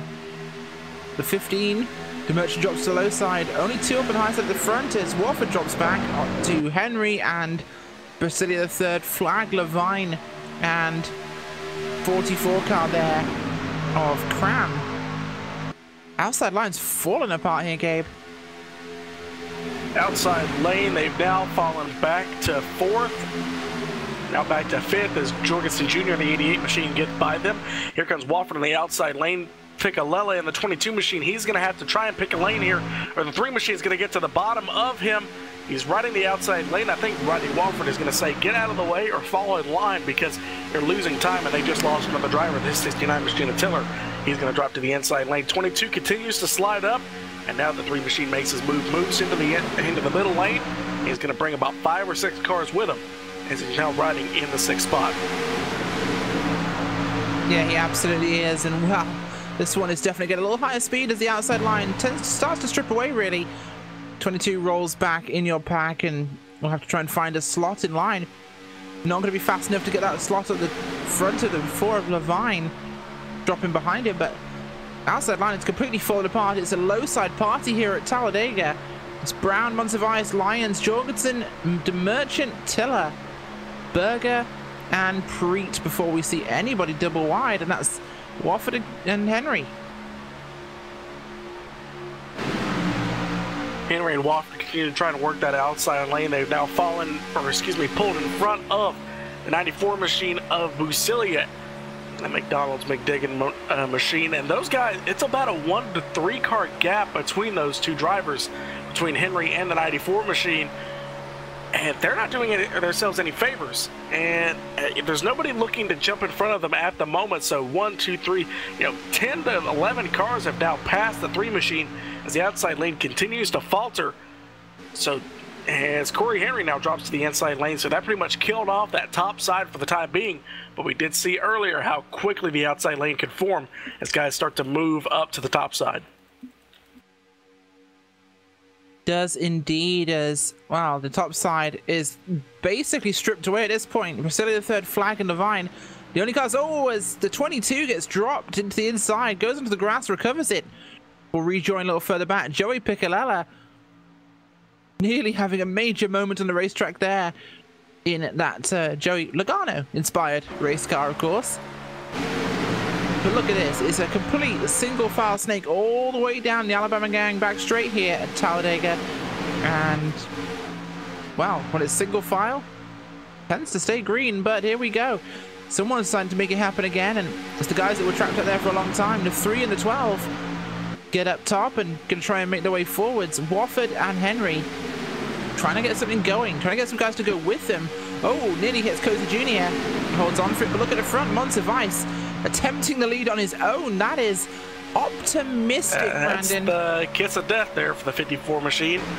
Yeah, ain't nobody going up there and help him at this time because they all want to have the free pass on the low side. A couple of guys look like they might be interested, but it takes one to start it, and wow, they got to try. Brandon Cruz now dropped back to 5th. Can he fall in line? Nope. Tiller's going to plug up that hole, so he's going to continue to slide back 6th. Now to 7th, and I think he's going to fall all the way back to the 3 machine of Wofford as they work their way up a few positions, Rachel. But now it looks like they're starting to lose a little bit more momentum. Actually, Brandon Cruz might have a gap between the 18 to Gary champion. I believe that's Spencer Preet in the 37 machine. He can get in that hole quickly. But it looks like actually the 3 machine and a couple of the drivers are starting to get some draft off the 54, and that's pulling them even closer. Look at the run for the 3 machine as they come up through the pack.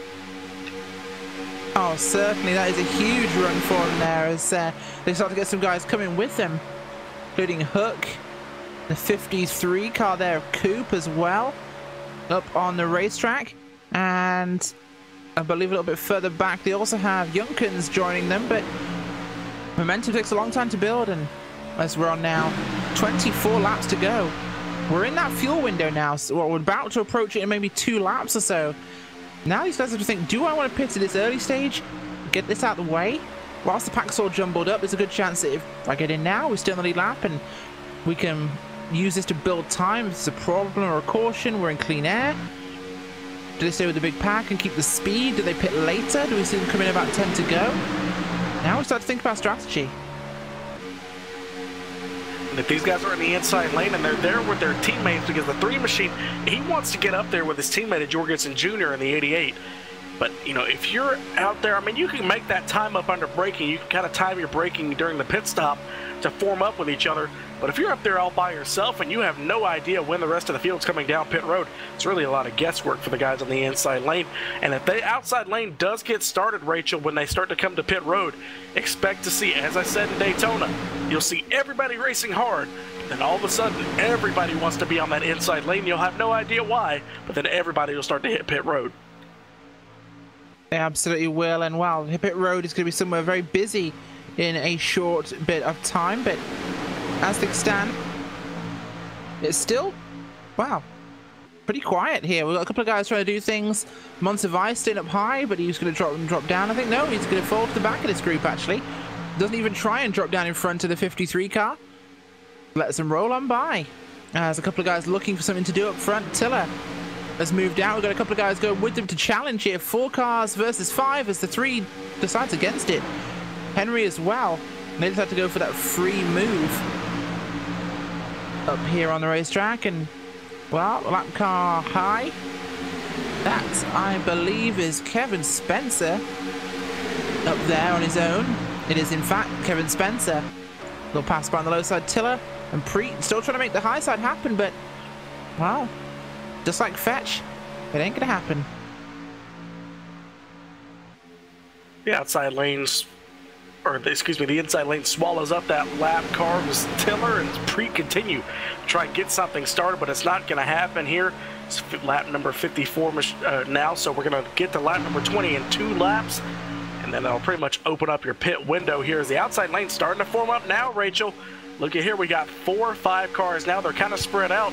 They can get a few more drivers up to the top. They might be able to make a charge for the lead. That'll be the first time that we see the one and only Brit get to the lead in that 69 machine, Harry Tiller. Oh, here they come to pit road there. Literally on the edge of the pit window. 3 cars come in. Wofford, Jorgensen Jr. Oh no, huge pot of cars from the rear there. Wofford, Jorgensen Jr. We have Preet, Passini, Andrew Berger, I believe, as well. Came down pit road 2. Bartlett, Flag, Brasilia, Corey Smith, Mike Schultz, and Piccolella stays out on the racetrack. That's a good knot of cars. They're all coming together. Some very quick race cars, but a lot of them are quite spread out. So we'll have to see how they jumble this one out and who all comes off pit road together. Battle off pit road won by Jorgensen Jr. He was the furthest forward when they came in. But this is some fast race cars who are going to end up hooking up here. This could be a really powerful bunch. 1, 2, 3, 4, 5, 6, 7, 8 cars will hook up here. Coming up back onto the racetrack. And that's a power move. A lot of cars coming back in now as we see another group head to pit road. Smaller groups, 5 here. 6 cars coming onto pit road this time by. So smaller knots, not the great big packs we typically see come to pit road. So there's definitely some arranged strategy happening. So with that, everybody coming to pit road, that'll put you, I believe, your 3rd place driver up to lead. Robbie Lyons on the 15 machine. It's 69 Harry Tiller. He's right behind and giving a big push to the 15 machine. As Travis Brown, he pretty much lost every one of his drafting partners in that exchange. But now he's gained a few other ones here with 77 Cozy Jr. and Spencer Preet. Looks like Preet and Cozy Jr. don't plan on coming to pit road. They went to the outside lane. Let's wait and see here. Are these guys going to come to pit road? No, they're not. They're going to bypass it one more time. So looks like we got a couple of guys. 82, the 83, 4, 17, and 16 all hitting pit road.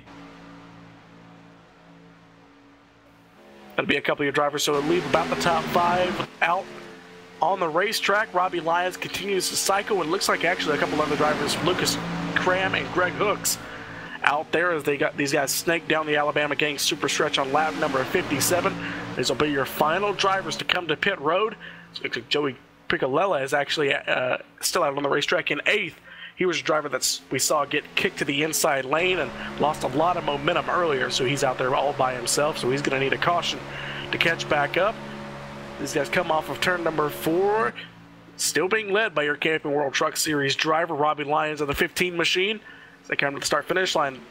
Rachel, how long did you say these guys can go on fuel? I'm expecting to see them come to pit road anytime, because they've got a lot less cars than what the rest of the pack has.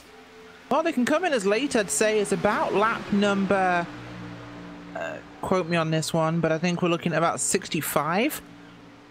So they've got about 7 laps left they could stay out, and if they, obviously we expected to really see a split strategy here of some drivers coming at the start of the fuel window, so from about 10 laps ago, some in the middle like this, and some at the end of it. So realistically, this is a very open strategy right now. They've had like 3 laps, actually, I should say, from when they could come on pit road. We've seen people do that just then. Get in at the start of the cycle, get the pit stop out of the way. They're now clean to the end. Some of these guys may wait till the end of that. And look at this. Look at the front of your field here. The Merchant and Co. being passed now by the likes of Jorgensen Jr., Wofford, Berger, Bartlett, Passini, and Brasilia. All those guys just shuffling past this 3-car tag here. Junkins, the 31 champion, and Seth the Merchant really don't stand a chance against this 7-car horde.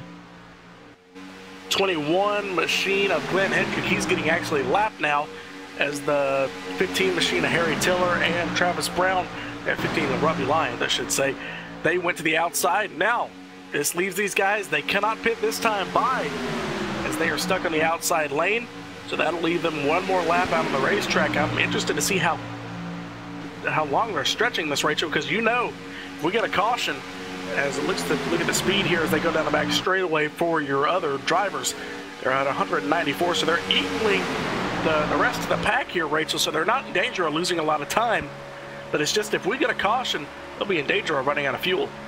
Well, they have to pit. Well, no, they'll be fine, I think, at this point, but they have to pit. Everybody else doesn't. They'll end up at the back, which with a few laps to go won't be a very good situation for their race. So I think this is a dangerous strategy in terms of that, actually, more than anything else. Is their chance of being far back with not many laps to go is quite high.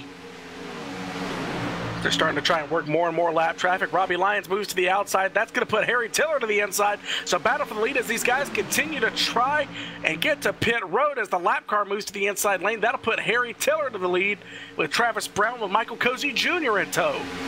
3 wide behind them. Hedrick, Cozy Jr., the 15 car of Lyons. Up top now, that's Travis Brown. Harry Tiller on the low side with Hedrick pushing. Oh, we got very busy all of a sudden here on 61 as they push on through, and I think they've got to come to pit road soon. This is really bordering now on dry fuel tanks, but they have about 4 laps to go, and they are being caught now by the group behind them. Time is coming down.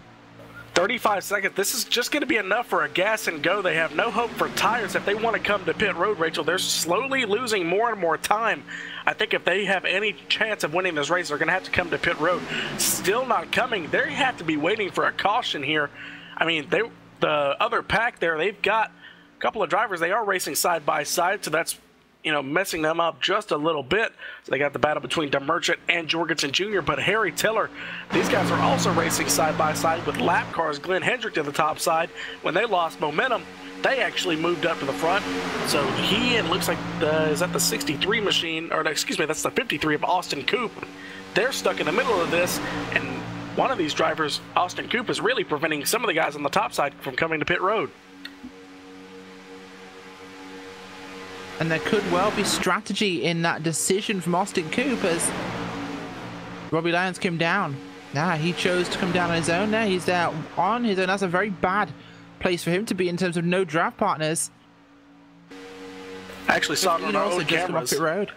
I saw it on our own TV broadcast. I didn't even notice the 15 machine of Robbie Lyons came down pit road. So yeah, he all by himself. He's going to immediately get passed by the lead draft as they come out of turn number 2. 34 seconds now. The gap continuing to get knocked down by about a second.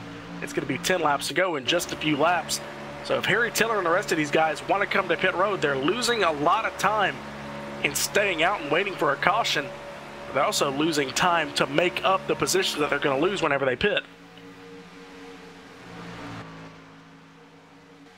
Absolutely are, and wow, this is definitely becoming a bit of a hairy train in terms of when they come. All of them coming now. Whole group coming down pit road. Oh, it looks like, oh, problems there, as I believe the 21 couldn't get down pit road. I don't think he even planned on coming. Already a lap down. No, Hedrick's a lap down, so I don't think he planned on coming, but he looked like he tried to, but he weaved back onto the racetrack there as that whole thing went down. But we'll take a look here at Jorgensen Jr. leading this group and see where they come. Yeah, a couple of them missed pit boxes, I believe. That could be a problem for them time-wise, but we'll look at where the guys are leading this group now. DeMerchant's crew, Jorgensen Jr. DeMerchant moves up to block and jump in front of Jorgensen, dropping those two on the bottom side. Goes back down again. We'll see what this pack will do as they're going to come screaming past guys who just pitted. They lost a lot of time by waiting this long. Look at this. Flying past them like they're tied to a rope.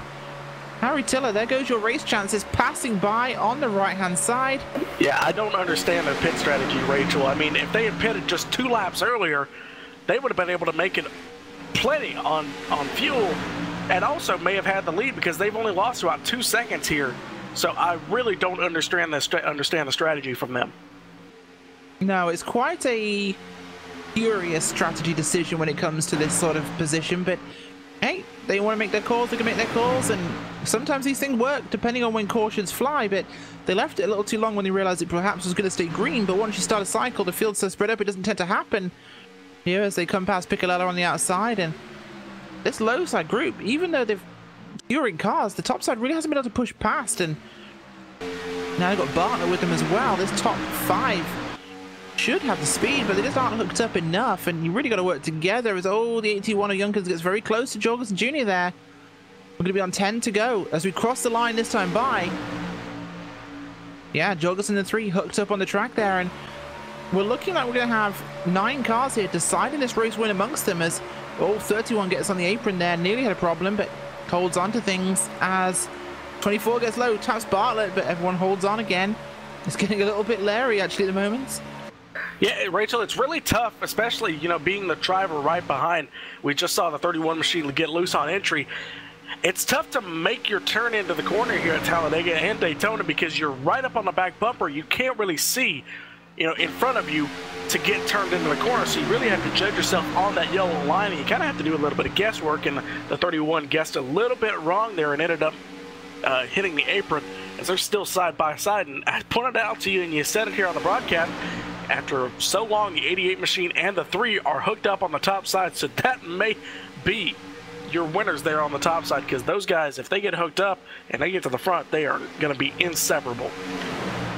Oh, they absolutely are, and it looks like now it's the winning duo up there. That's a really powerful group, but guys on the low side, this is a safer line, so it could be very difficult to see, but more cars on the high side, they're going to have the engine power to get through, but I'm just stumped as to why this top group of now 6 cars struggles so much to get past 3 on the bottom. They should have trained past them with the speed they caught them initially, but they seem to slow down, and as they go past the 83 car up there, once again, stalemate here. 6 versus 3, and they just can't clear them. Here comes the momentum. Can the 88 machine get clear, but will he wait?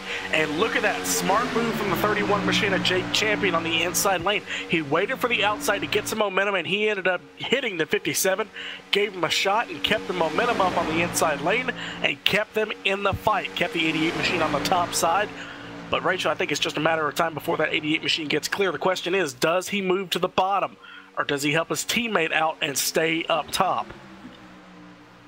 Well, therein lies the rub. Who decides to go where? Because at this sort of situation, you've got to put yourself in a position where you can actually take advantage of the racing conditions, and, well, it's not looking too favorable. Jorgensen's in a great spot now, but as he's dropped down, it's equalized things somewhat amongst this group, and we reach that classic stalemate again, and coming up to 7 to go this time by. Wow, it's a difficult call. 3 in the 24, looking strong, but Jorgensen was a major powerhouse in this grouping. Can the 1 and the 94 get hooked up? They need to get up there to the 42 and get this thing going. You gotta remember the move that the 24 put on about 30 laps ago to get the stage victory. He waited. He was in 4th, Rachel, whenever they came down the back straightaway, and he was in the lead in the tri-oval with room to spare. So he knows how to get it done on the last lap here at Talladega, as we've seen it already. So Berger looking to get a win, but looks like the outside lane, the 3 and the 24 starting to lose some momentum. There goes the 24. Looks like he's ducking down just to gain a little bit of speed as your top 2 start to pull away. Does the 24 machine of Berger pull down? Looks like we got some help coming from the 1 and the 42 behind him. It's going to be Victor Bartlett and Chris Piscini with the shove. As Bartlett now moves to the inside lane, he took the momentum and he took the hold to the bottom as well. So they're going to come up 6 laps to go this time. Absolutely, and wow, this front pack's really beginning to bunch up and give us some exciting racing to the end of this one. And you know what? I cannot decide. Normally things would be pretty definable, but this one's shaking things up for me, and we've had a spectacularly clean race as we cross lap 70 here. Lap 70, and we've had 1 caution beyond, of course, the expected one. Is I'm not sure, maybe we just experienced some technical problems, or that's just me. Might just be you because I'm still watching the racing out here as they come down the back straightaway. It'll be 5 laps to go this time by. The 3 and the 24 continue to be hooked up on the top with the 1 machine behind. So your front row starters, the 1 and the 3 machine, they're back up front. They're all guys we've seen run up front. And it looks like, Rachel, have we lost you here on the broadcast? So I think it's gonna be me to the finish. All right, so I'm gonna cover it for her as we get toward the end of tonight's race. It's gonna be 5 laps to go. This time by Jorgensen Jr. DeMerchant, Victor Bartlett, and Wofford has now been overtaken by Jake Champion in the 31 machine. Now they're gonna single file out as Berger jumps to the inside lane. That's gonna leave the 94 machine and the 1 on the outside as they start to try and mount a charge. Now when the momentum comes, they will jump to the outside lane. It looks like Wofford, he now jumps to the top. So he's going to try and get something going here, but he's going to need a lot more cars than that to get anything going here. Now, when do guys like DeMerchant or Victor Bartlett jump to the top side to try and get anything done? It's always a tough decision when you pull out to make that final run in one of these races, of course. And these guys, well, you have to be careful because too soon you lose your advantage. Too late, though, everything's gone. Look at the momentum for the 3 machine on the top side. He and the 24 move to the top, and now Seth DeMerchant moves to the top side. He moves up. Big push coming as DeMerchant moves to the outside. The 88 machine went to block, but he did get there in time. 3 laps to go when they get to the start-finish line this time by. It's going to be too wide for the lead as they go down the super stretch one more time. Going into turn number 3, Wofford giving the big push to the 57 machine. I don't think he wanted to be in that position, Rachel, but he ends up there. This may put him in a decent position to try and make a run for the victory.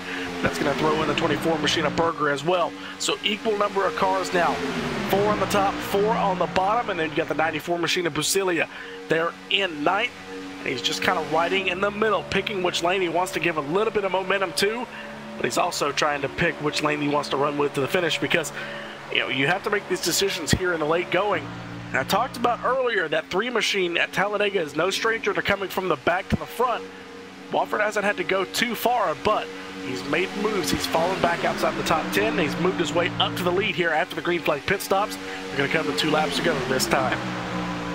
Yeah, they are indeed, and wow, it's one of those positions where this is now final moments, and you got to have your friends with you. Have they got hooked up? That's the question. Can they get enough momentum in this time? 88 machine of Jorgensen Jr. moves to the top side. Big shove, big hit from the 57 at DeMerchant. They're going to come to 2 laps to go this time by popsicle sticks in the air. Closing in, 1 lap car, Austin Coop in the middle. 57 gets way loose in the middle. That's going to let the 3 machine of the 24 catch on the outside as they go into turn number 1. Coop moves to the outside. He's going to let all these leaders go and decide it amongst themselves.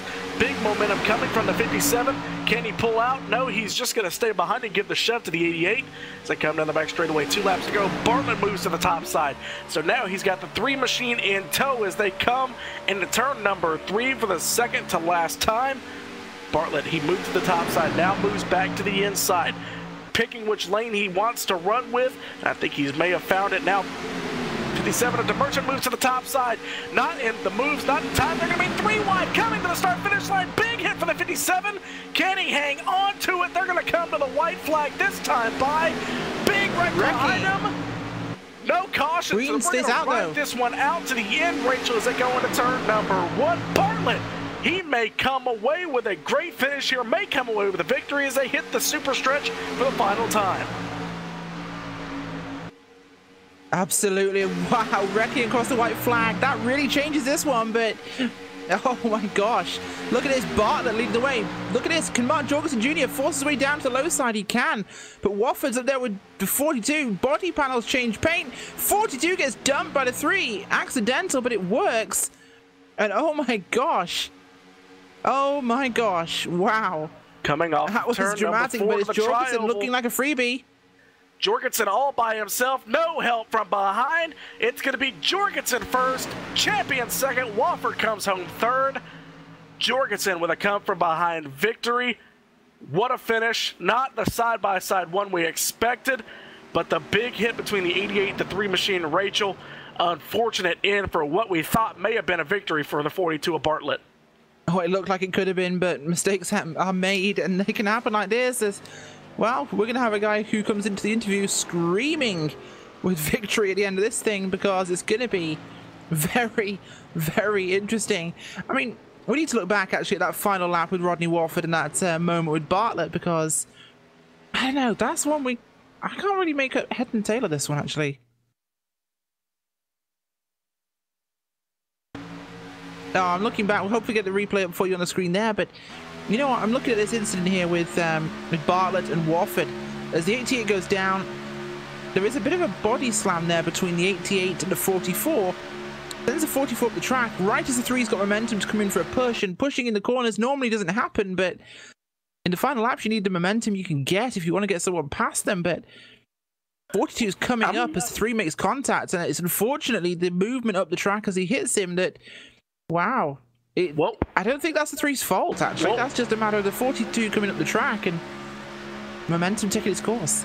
Rachel, what I'm seeing here is on the entry to the corner, the 42, he got a little bit loose. I think he tried to turn in a little bit too hard, and the car got a little bit upset, and he ended up dooring the 88 machine. I thought for a second it was the teammates trying to work together, but it ended up the 88 never moved off his line. The 42 machine got loose, door slammed the 88.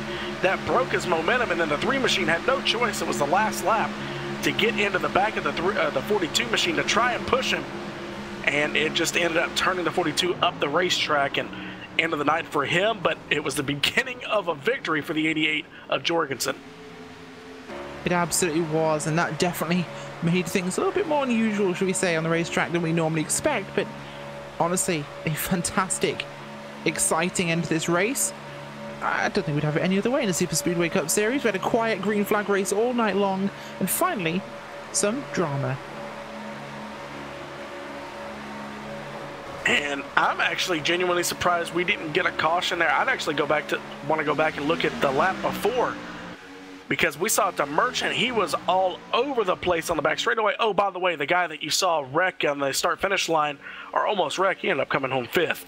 But when they come to 2 to go, or they came to take the white flag, we saw the 57, he went to the inside on the tryout. We don't have to look at this replay, but I'm just looking at it for my own. We were actually 4 wide, as I think Preet ended up getting the move, or it may have been Corey Henry getting out of the way, but they were 3 wide, and the Merchant had no room on the bottom, and he ended up getting slammed by the 1 machine who refused to slow down. That ended up taking out the 24 and the 81 machine as they came to the white flag.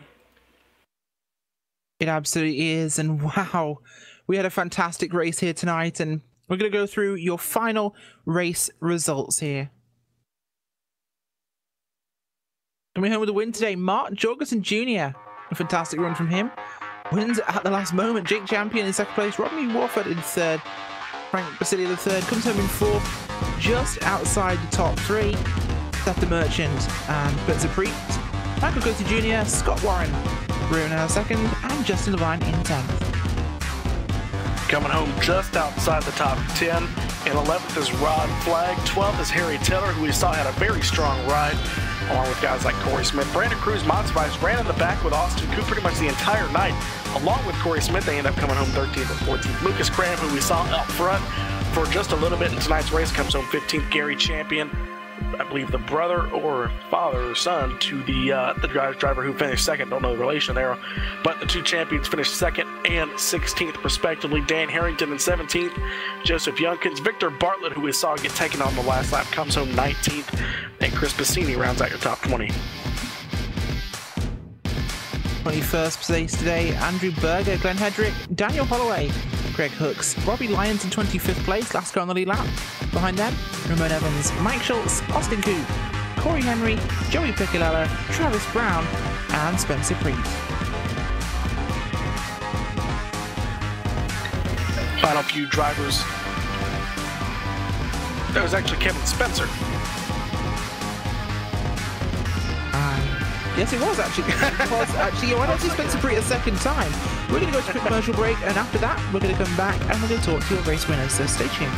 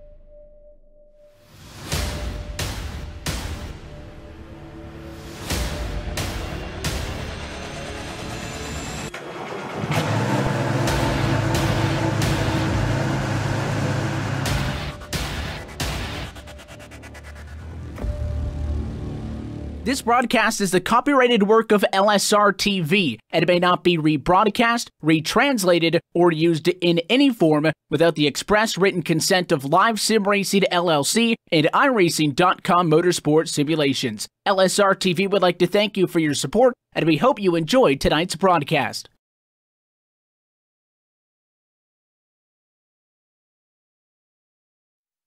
Welcome back to post-race coverage here on the Superspeedway Cup Series for LSRTV. Brought to you, of course, as always, by Sunwest Construction for this season. As well, we get a chance to chat to our drivers who won today, came second and third. And first up, we're going to have a chance to chat to Mark Jorgensen Jr. Mark Jorgensen Jr. winning today's race, and, well, prepare your eardrums, because he's about to be a very happy man. He calmed down, I'm impressed. I thought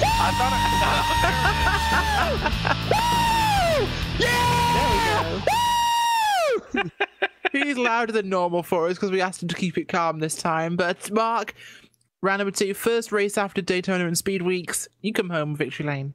Oh, this is freaking awesome! Holy heck, man, that was a good race, man. Chris is I don't know what kind of little program software he runs, but that son of a bitch right there, man, comes up with some real good pit strategy. And you know, we all pitted. You know, there's about 7 or 8 of us that all pitted or whatever. You know, whenever we can make it to the end, and man, that right there was the race-winning move. You know, had 3 other cars, you know, kind of get up with us in that little pack. You know, Seth and Jake and Joseph and all of them. So you know, I knew it was going to be a little battle between us. And man, I tell you what, that was a good race right there at the end.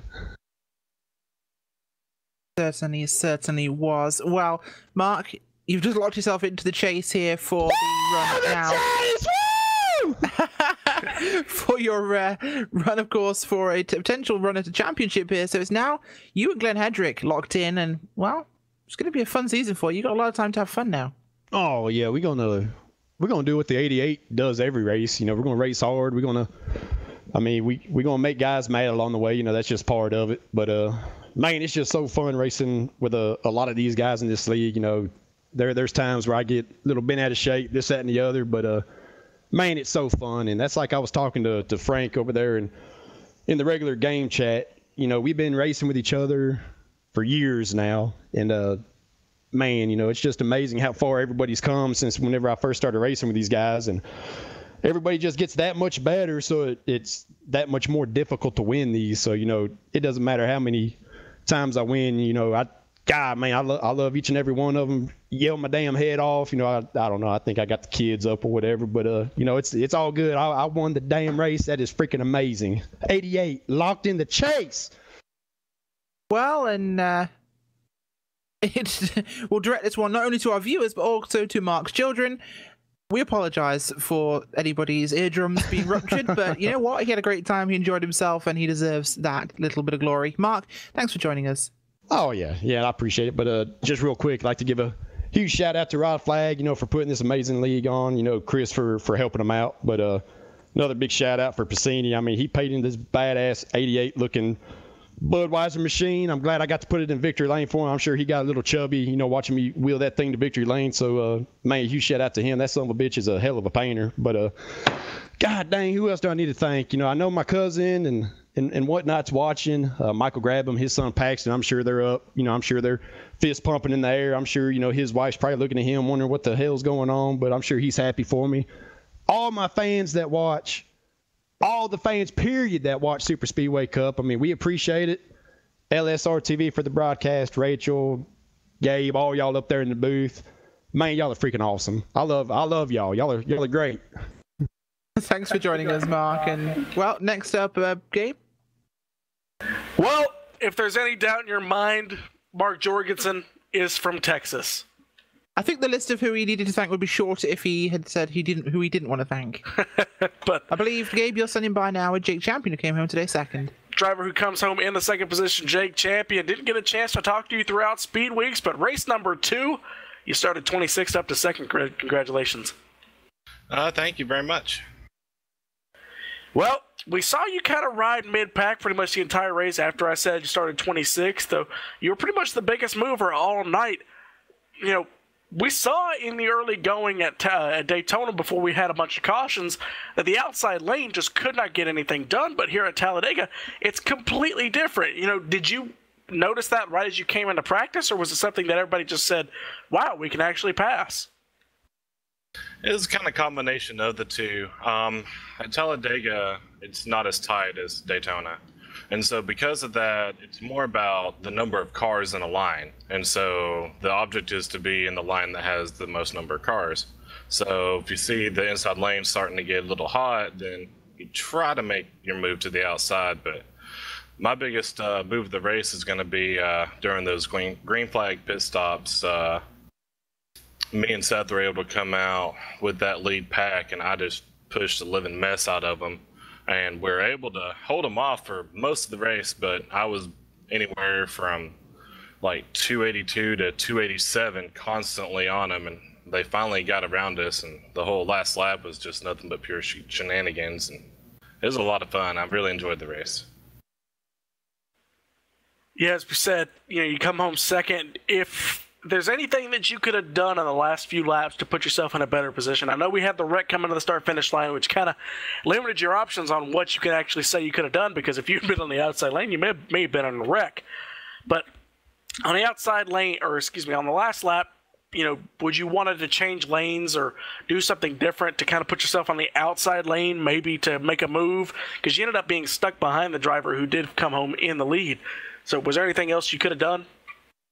Yeah, the last lap shenanigans wouldn't have happened. Unfortunately, I was me and Seth, and the other people that was in the group was all on one team. So it's 2 versus 6, and that's never going to be a winning combination, no matter how hard you try. And whenever he got loose, you know, I lost my partner. And if he would have been able to stick that move, I think that me and him would have had a really good shot coming to the white flag there. And yeah, I wish things would have worked out different, but everyone around me just kind of died, and there I was. Well, Jay, congratulations on coming home second. Any hopes for the championship? Where do you think you'll end up in the end of the year, and anybody you want to thank? I mean, we'll see. The competition in here is very fierce. It's one thing that really drew me to it. So it's really just kind of a gamble each race. There is definitely some strategy involved, but at the same time, there's a lot of luck involved, and not the most luckiest person in the world. I'd like to thank Seth DeMerchant and everyone on their team for bringing me over and introducing me to this league. And my sponsors, well, I guess it's myself, Champion Graphics, representing Team ABC. And that's about it. Again, congratulations, Gary. I'm going to throw it back to Rachel. I believe that's the last of our interviews for tonight, so bring it back for closing thoughts. Certainly is, and what a fantastic race we had tonight. A great way to start the regular season here at the Superspeedway Cup Series, brought to you by Sunwest Construction. I've been Rachel Wyford. I've been joined by Gabriel Wood, as always, the wonderful and talented Cisco Scaramuza in the booth. And, well, we will see you same time next week when we head back to Daytona. And I'm not going to stay this calm forever. We'll see you then. Good night.